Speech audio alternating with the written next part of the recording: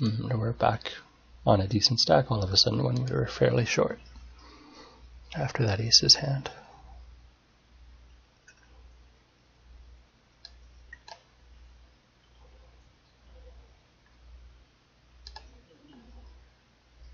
King 9 out of position, not really worth playing against a raise even from a very weak player.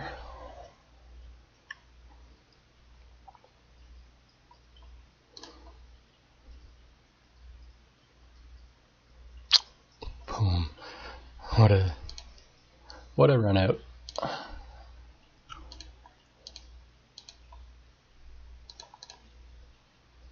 Okay, so we do have another tournament starting up, but keep that on my other screen for now.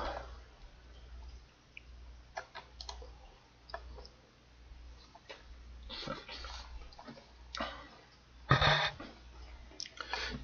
usually try to play between 4 and 6 tables. I don't really like playing more than 6 tables at a time, and certainly if I'm working on a specific part of my game, or I'm in a higher buy-in or a tougher lineup than normal, I can play less than 4 tables, but usually for just a normal tournament day, 4 tables is the least I usually play. Here we're going to make it 2.6 times the big blind. Of 88 blinds, I'd normally make it a bit bigger, but the stacks behind us are very short, or are shorter for the most part. So effective stacks are more important for our raise size than absolute. We can check back this flop, not much value in betting.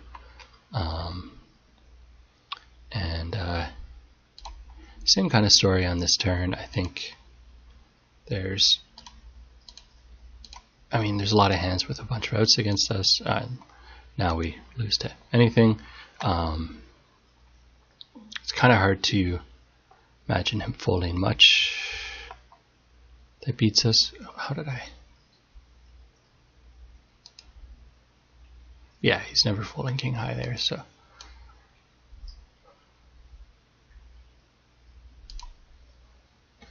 Seems like a big play in. We're behind. Oh, how dirty is that?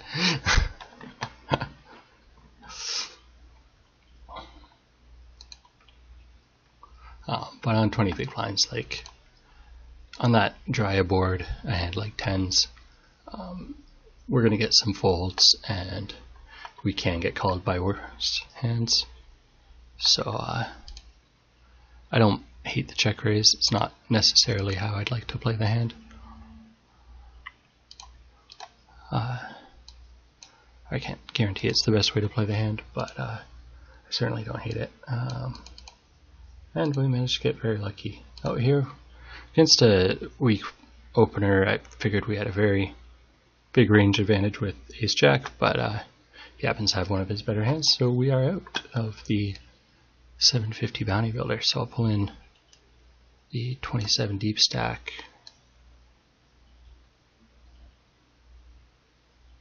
There we go.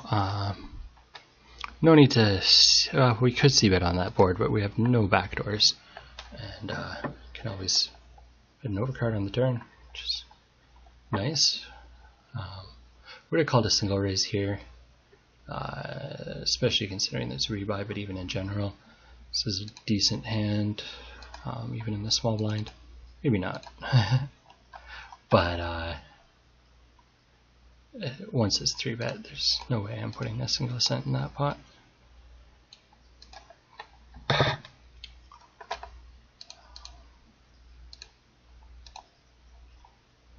This is definitely, we could 3-bet this hand, but flatting is also okay. I think at this stage of the tournament, we're happy to flat.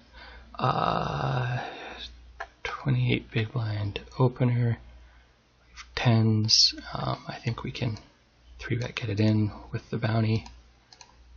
Yeah, happily 3-bet get it in with the bounty on the line.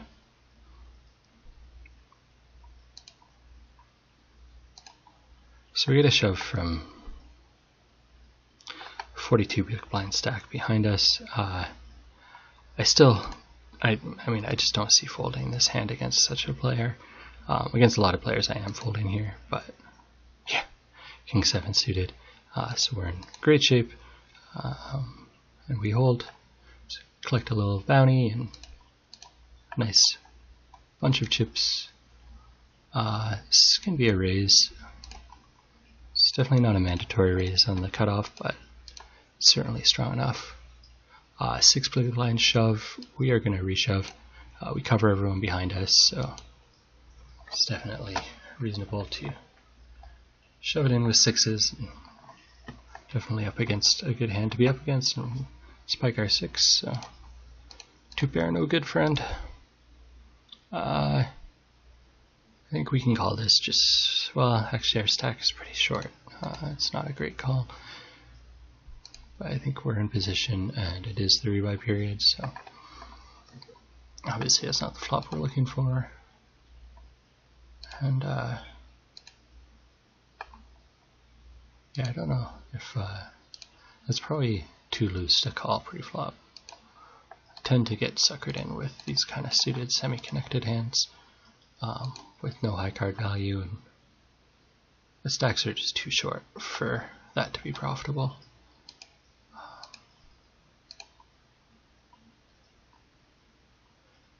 Suited, this is obviously a raising hand. I don't think I'll 3-bet if there's a raise in front of me, but I probably won't fold either. And not going to be super excited if someone jams behind us. May still have to call. It's a pretty simple c-bet, just on an ace-high board. We have a huge range advantage. It's a very dry board, so there's not many hands that he's going to want to continue with. And there's some decent turns for us as well, where we pick up a gut shot. I think here we're definitely betting. I think this is a good barrel card just because we did pick up a fair amount of equity. I'm going to make it relatively large, and here as well make it relatively large with our 2 overs and a flush draw. And I doubt he's folding anything but the weakest of aces here, but we will fold out some pocket pairs and some king queen or whatever that peeled, some queens that peeled the flop. With him tanking like this, I think he probably does have an ace that he's considering folding, which, I mean, if he does, that's great. We get that fold, we're definitely happy. It's good to pick some gut shots to bluff on the turn there. Although with the nut-no pair we did have some showdown value, but I still think bluffing is profitable. We check back the turn, so we missed our straight, or missed our flush, take the free card after the board pairs, and when he shoves, obviously we're not going to call with ace high. Occasionally we're getting bet off the hand by a missed straight. I mean, there are some missed straights and some missed flushes, but we're near the bottom of our, well, we're not at the bottom of our range, but we're not doing great on that turn anyway, so definitely. Here, double paired board, I think we can lead relatively large. He's going to have a lot of incentive to call us at least once with just an ace. And yeah, we don't get a call, but that's totally fine. We're not expecting calls from his entire range, no matter what size we bet. And I imagine his continue range is relatively inelastic, like not sensitive to our bet size, so I don't mind calling. Here's an interesting spot. 5s is definitely a strong hand, but under the gun +1 there's a lot of reship stacks. We're never folding to those reship stacks, but we're almost never getting it in better than a coin flip. So I think there's, I mean, you can definitely make an argument for raising 5s there, but I think it's very reasonable to fold them as well. And just wait for slightly stronger hand or better position.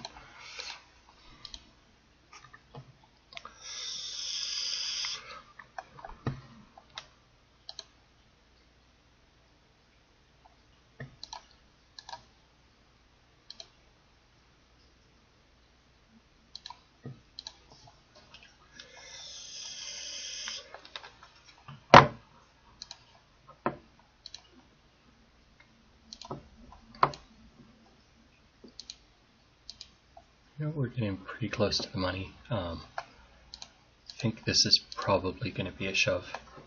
Definitely going to be a shove.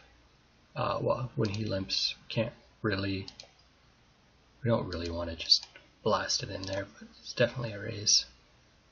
And if he shoves, I think we're calling. He folds. It's just too strong a hand to do anything other than raise there. And certainly if he is raised, we're 3-betting, perhaps just shoving.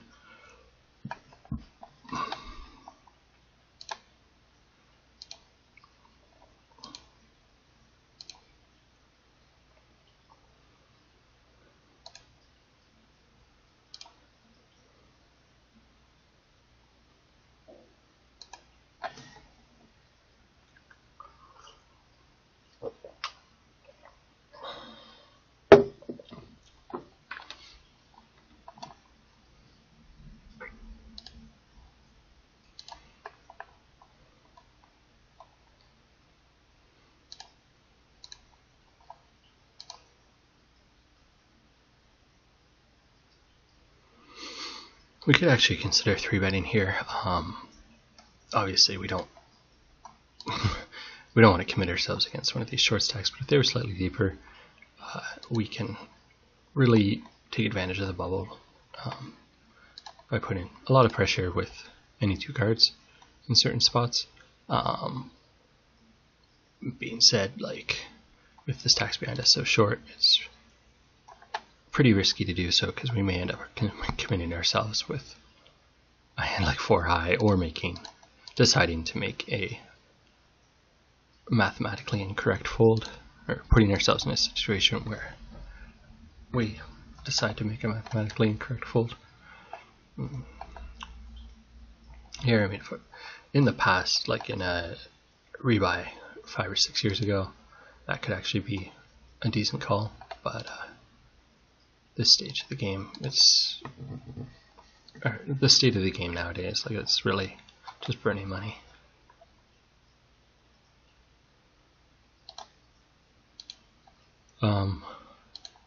Flop an ace, but we have the weakest possible kicker.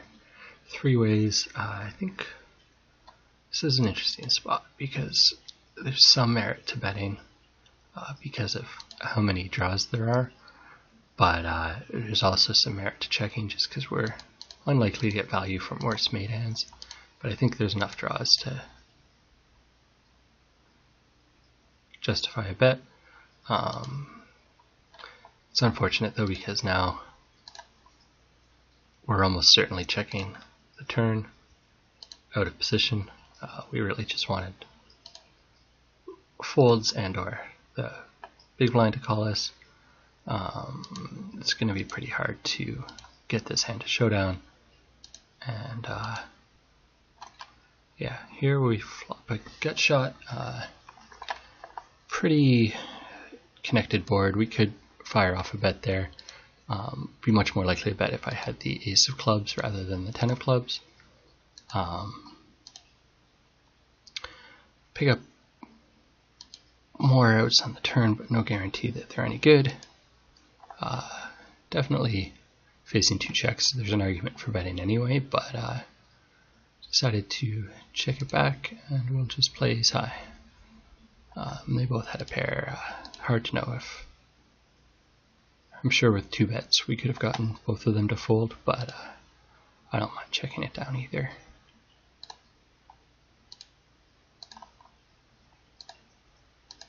Probably be betting turn. Probably betting turn and river would be profitable there. Probably. They don't have a very... They never have monsters on a board that way when they check twice.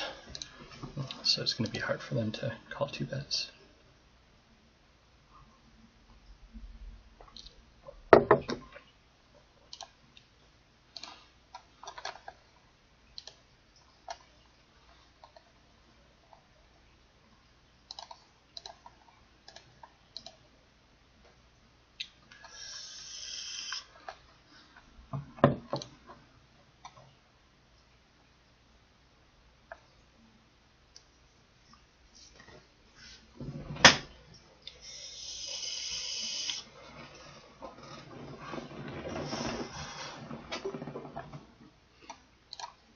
What did he call us with on the flop? I imagine it was a flush draw. Oh, he slow played queens, and then didn't want to fold for one bet. And the bubble, I think that's a mistake. I think he should be looking to 3-bet those queens pretty much always pre-flop, or have a plan that, yeah, no, I can't think of really any reason not to 3-bet the queens pre-flop. So I think that's definitely a mistake on the bubble. At other times of the tournament, I don't really like slow playing big pairs lower than aces. Certainly given the positions, like he's way, way, way ahead of my range. And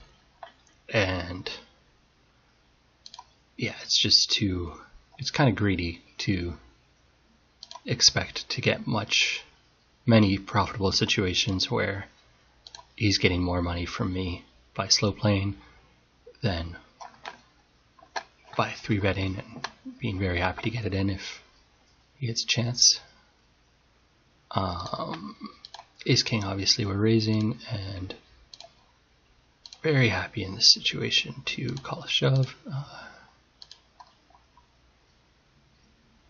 I think because we have the whole table covered, I think we can raise here. Normally this is not a raise, but on the bubble with by far the biggest stack, we can find a raise here. If this guy shoves, we're in a pretty awkward spot with the guy behind us, and I think we may actually find a fold, even though for that price we should be calling any 2 cards. And our Ace King just everyone folded, which is a bit unfortunate, but not the end of the world. This is a pretty good flop for us. 10s are not a huge part of either villain's range, and we have the best possible 9. Being said, there's not that many draws, and I mean there's definitely some straight draws that we can get value from and some overcards, but I don't think we need to be too concerned about protecting our hand. It's going to be hard to get value from betting, so I like a check call and just see what comes on the turn. Obviously it's a very bad turn card, so I think we can fold if he bets again, and definitely maybe not the most optimal way to play this hand, but I think on different turns we can conceivably continue. I just don't think that he's going to be bluffing here nearly often enough on the bubble, and he did slow play those queens earlier, so it's very possible that he's slow playing again pre-flop.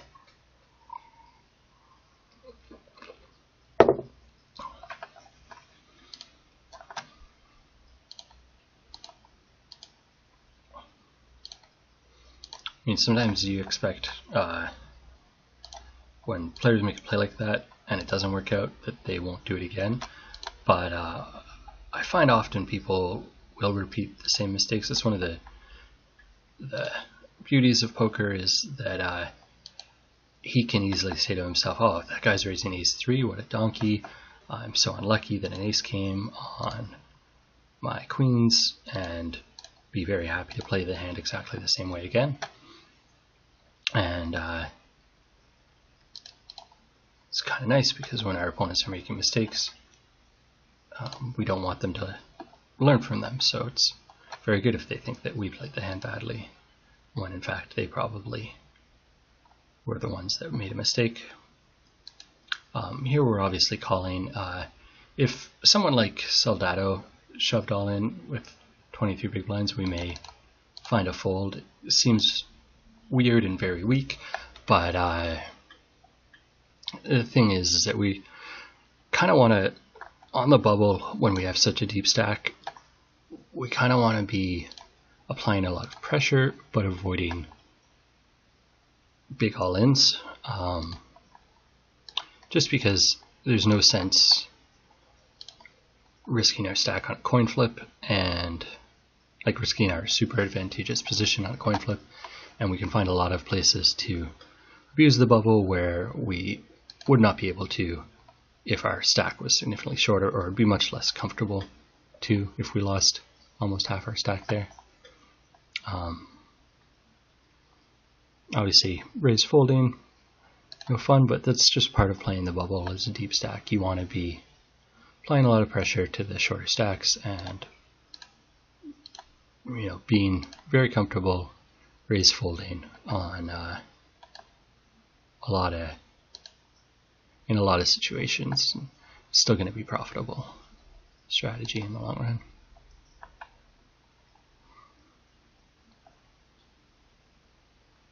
Well, we got kings over here in the rebuy. That's definitely a pretty hand.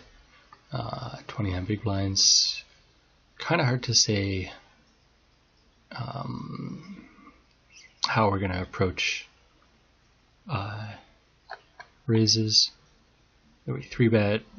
Well, we're almost definitely 3-betting, but do we shove or do we make a small 3-bet? I guess it depends on who raises, what the sizing is. 2.4 big blinds seems big enough here. Here we can defer to the even larger stack.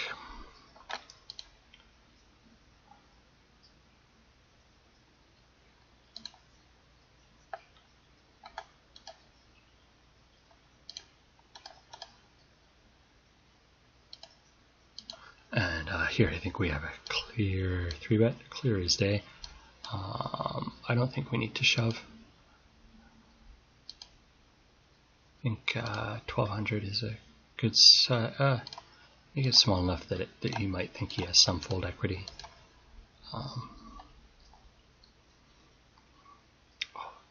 This is a beautiful turn, although we hardly have the nuts. Does put a lot of straights out there.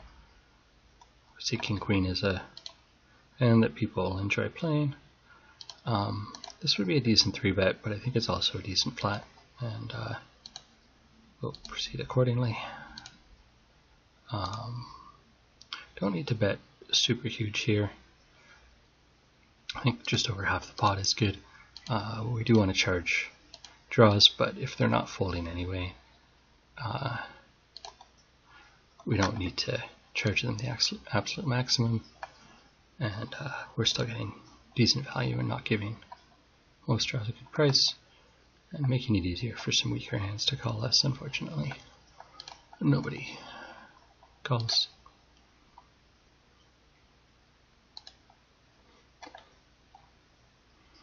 Crystal clear raise here, crystal clear raise here. Against the 3x we can fold a hand like Queen 6 offsuit. Definitely against the min raise I'd be calling there.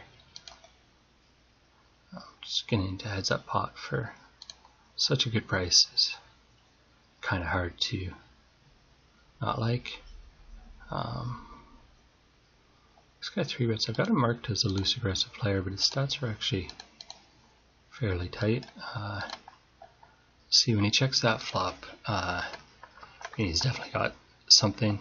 I don't think he ever checks with complete air, but I think we have to peel one here, and if he shoves the river, we can consider, oh well, that is a beautiful river card for us, and I think we are very happy to get the chips in if we can.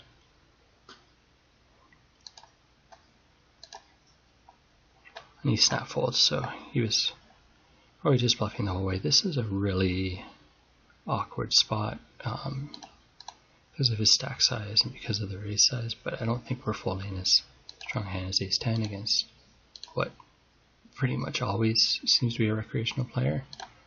I mean, ace 10 suit, I think we would fold ace 10 offsuit, like always. And I mean, it's not our flop, and definitely not a bet that we want to be calling, so move on to the next hand.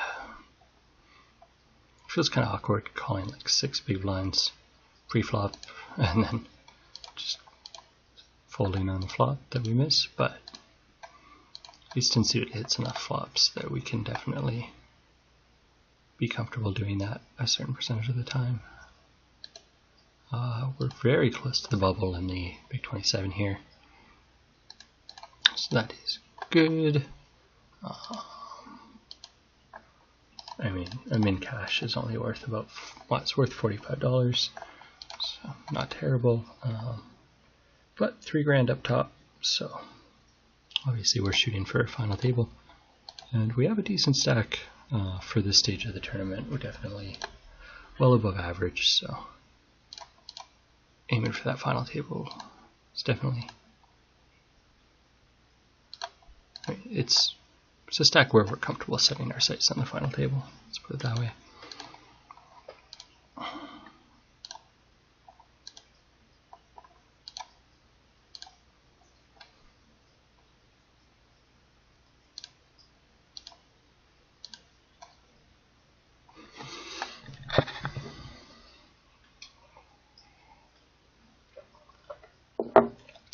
Two-eight suited, obviously not a great hand, but I think we will raise it if Sergio folds. Again, just applying pressure on the bubble, and if Slevin 3-bets us again, all the more power to him. He'll probably be slightly more hesitant to 3-bet us again in exactly the same spot. Certainly not as a bluff, but we shall see. Basically has to risk his whole stack, so on the bubble we can expect he's not going to be doing that often enough to make this an unprofitable raise. Obviously we don't want to get called or 3-bet, but we're taking down the blinds and antes often enough that we can definitely do okay raising there. It's an interesting flop. We don't really have much equity, but it's also not a very connected board, so we don't expect our opponent to have much equity. I think 480 is enough. It's almost half pot.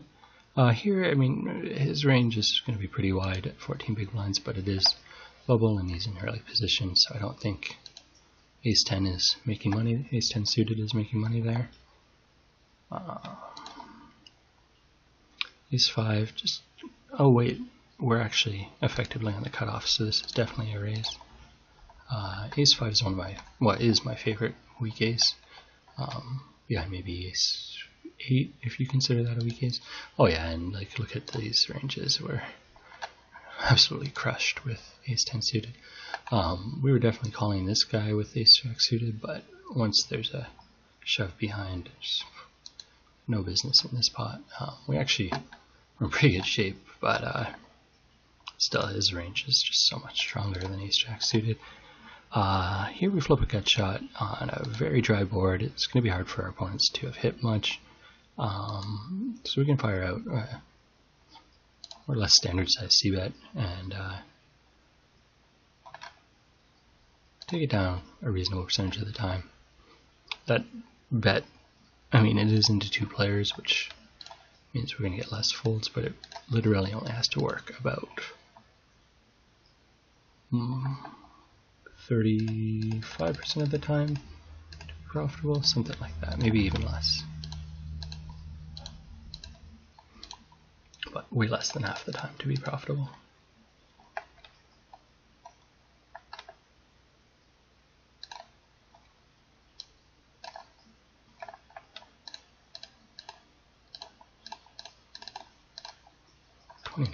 %.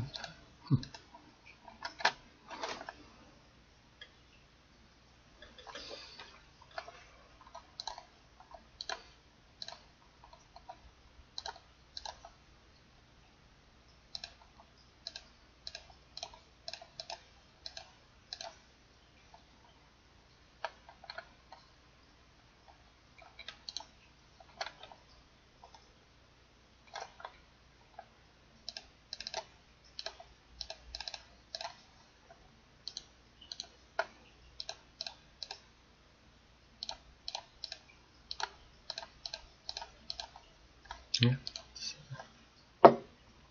Correct.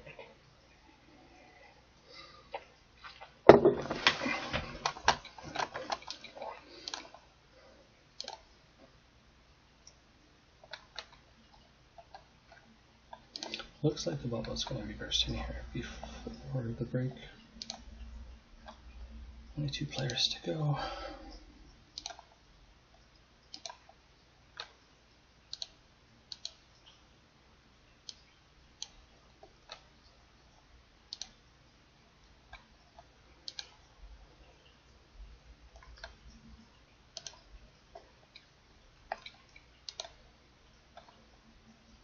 Definitely call it a year with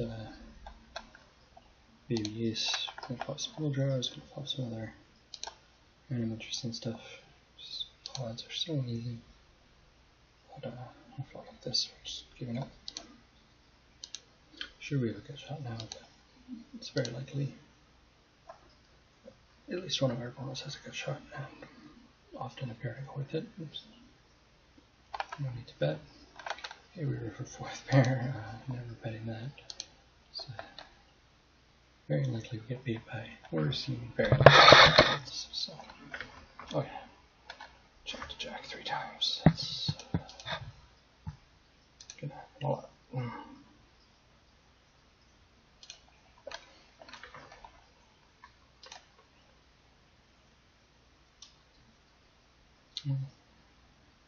We need to 3-bet here. We have the advantage of position. Great flop for eights. I think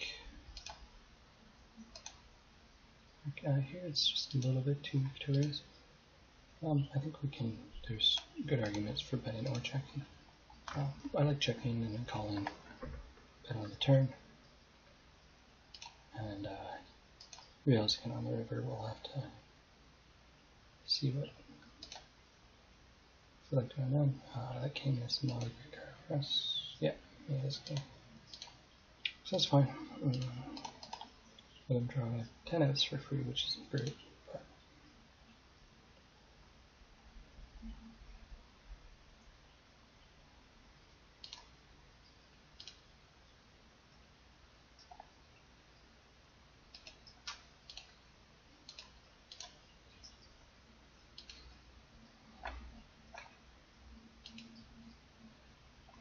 alright, we're in the money. 827. So we got $4 or $5 locked up. And as I said, just over 3.